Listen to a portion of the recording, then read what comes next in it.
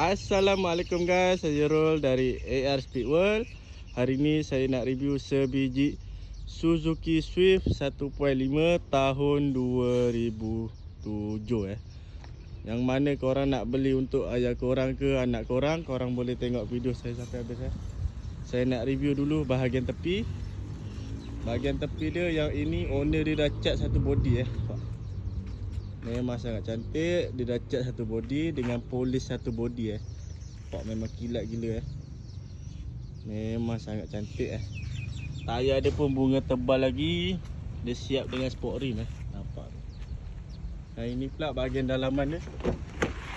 Bahagian dalaman dia dah buat kepada leather seat guys. Nampak tu. Memang sangat puas hati Memang sangat kemas. Bahagian steering dia pun cantik lagi Tak ada kesan crack-crack, tak ada kesan pecah.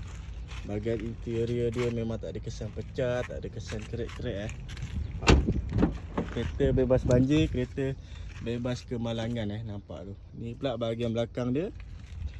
Bahagian belakang dia pun cantik lagi Seat dia tak ada kesan koyak Kesan koyak memang tak ada langsung Kereta owner satu saja, perempuan. Memang pandai jaga owner ni. Nampak ni bahagian belakang dia memang sangat kemas Memang cantik. Nombor plate pun okey, 4688 Memang sangat kemas. Korang beli, korang terus pakai, tak payah nak buat apa-apa Nampak ni bahagian dalaman dia. Saya nak tunjuk lagi sekali. Nampak memang kemas Beli terus pakai saja. Kalau untuk anak perempuan memang sesuai lah. Untuk lelaki pun sesuai. Ni bahagian depan saya nak tunjuk lagi sekali. Tak ada kesan pecah tak ada kesan crack. Memang sangat cantik. Cuma seat ni dia boleh buat lah. Dia crack-crack ni tak kacau pun. Memang sangat puas hati Bahagian dashboard dia tak ada pecah.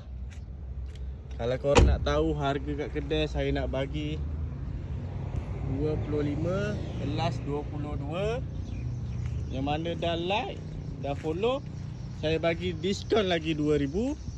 Harga dia hanya RM20,000 saja Yang minat PM saya di bawah 016 705 9485. Assalamualaikum.